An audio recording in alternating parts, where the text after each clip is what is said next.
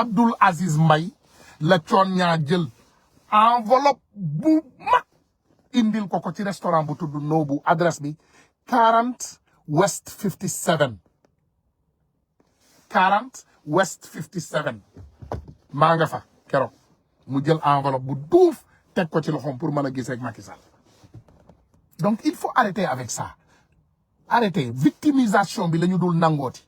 ku laaj réew mi nee nañu la on va prendre tous tes dossiers on va les mettre sur la table sénégalais yi décidé nag ne d'accord sàcc la d'accord reykatu nit la d'accord fenkat la waaye dinaa ko fal c'est votre choix c'est la démocratie hein. Si vous décidez d'aller déterrer Samuel Doe et le lire à la présidence du Sénégal man Tunkara lu ma ci man du ma jàpp carte kenn mais dama lay wax dëgg je vais te dire la vérité. Gars yi on est dans un pays de menteurs de mafia de manipulateurs et de tueurs ñi ngeen di dégg ñuy génn di wax tey yëpp anañu démb bi ñuy rey xale yi Sénégal Thione Niang foo ne woon bi ñuy tëj xale yi kaso de 1500 détenus politiques yi nekk ci kaso bi 1800 ñoom nit dof ak ñoomin seen ñi nekk ci kaso bi Fala Fleur barki démb la génn ci kaso ñu limogé ko ana ngeen booba yéen ñëpp yéen a ngi ne pat toog seen koñ sénégalais yi di dee ana Akon avec cette jolie voix avec music beautiful voice. Why are you not singing about those children of Senegal being killed by Macky Sall? Why? Lu tax jëlu leen seen kaddu yu sori yooyu au lieu de ngeen jéem a jël suñu terre yi wut financement pour vous enrichir. Akon Lighting Africa yeggaliwuma de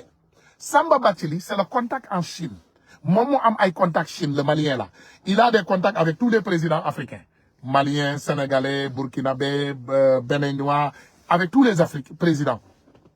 man mii jéem na maa dóor mais man xam nga kenn mënu maa dóor ndax commandé fi ay auto 500 millions 600 millions bëgg a jël affaire yi ne je paye demain man doxuma ci loolu mais quand je vous dis ils connaissent tout le monde en Afrique donc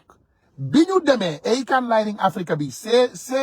ne leen xam nga man Amérique laa nekk am nañu ay njëgu avocat mais demandez-vous pourquoi il ne me porte pas plainte diffamation am na Amérique aussi Thione Niang bari na xaalis lu tax du ma porter plainte bu ma ne du ma important de ndax man Macky Sall sax dégg naa léegi bu ñuy def seen meeting dañ ma ciy tudd bu ñuy def seeni ay meeting dañu ne waa Tunkara même léegi waa ji fu mu toll foo leen toll ci Tunkara man dama bokk ci seeni ay meeting donc bu mu ne je ne suis pas important je suis très important et très influent ndax ku ma wax ci yow nga yàqu fi mu ne nii boo xoolee bu taalee live 100 personnes duñ ko seetaan moo tax du ma bëgg a wax ci nit mais bu sama xol jeexee damay wax parce que man li may wax dama koy maîtriser su ma ko maîtriser wul du ma ko wax.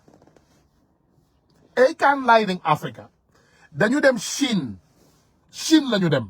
waxtaan ak ay société chinoise ñu commandé fa ay lampes yoo xam ne day ànd ak énergie solaire yu ndaw mais très moins cher lampe bu ne bu doon coût bi bu doon lampe bu baax xamay he's not up yet come back in a little while okay thank you yeah okay léegi lampe yi nga xam ne ñoom la ñu dem commandé Chine lampe yi tey boo ko bëggoon jënd c'est au coût déglu leen ma de au coût de $100 à $200 poto lampe bi yëpp ak énergie solaire bi nga xam ne moom moo koy taal solar énergie panel bu ndaw la ni xam nga même lampe torche léegi gars yi dañ koy defal panel énergie Akon yooyu la jël ñoom dans leur financement ils ont reçu au moins des cinquantaines de milliards ok mais ñu jël benn exemplaire disons bu ñu leen joxoon tey 50 milliards ñoom defuñu sax 1 milliard ci lamp yi ñu séddoo Thione Niang ñu jox ko xaalisam bu bari Akon jël xaalisam bu bari Samba Bathily jël xaalisam bu bari ñu tasaaroo kenn ku nekk dem moom nag quand même il a été un peu intelligent mu vraiment investir ko ci mbéy bi tamit réewu Sénégal moo koy jox suuf ñu jox ko suuf bu dul jeex mu jël milliards yooyu nga xam ne détourné nañ ko ci population Afrique yi ne dañuy dem taal Afrique yëpp Afrique takk te lamp yi amul maintenance maanaam lamp yi tey buñ ko taalee maa la wax lii buñ ko taalee peut-être vie yu yàgg yi am na ñuy ciy def 1 an 2 ans mais yu yàgg yi ba 6 mois 5 mois lamp yi commencé panne lëndëm nga amoon ci béréb ba lëndëm ba continuer arrêtez de nous manipuler arrêtez de manipuler les Sénégalais arrêtez de s'amuser avec nos cerveaux vous avez des Sénégalais comme vous qui sont à l'extérieur qui travaillent dur qui connaissent ce qui se passe au Sénégal Thione Niang masul am liggéey Amérique laaj leen ko nee leen ko loo doon liggéey Amérique ONG la fi ubbi Give One Project ONG boo ko ubbee gouvernement américain bi daf lay jox lu tudd 501c3